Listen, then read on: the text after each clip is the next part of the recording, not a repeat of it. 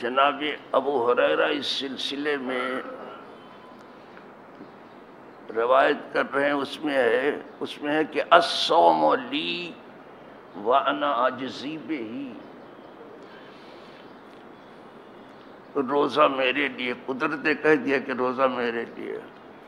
ہر عبادت کو بندہ کہتا ہے اے اللہ یہ عبادت تیرے لیے ہے، نماز تیرے لیے ہے، زکوٰۃ تیرے لیے دیتے ہیں، حج تیرے لیے کرتے، سب میں بندہ کہتا ہے کہ اے اللہ یہ تیرے لیے ہے۔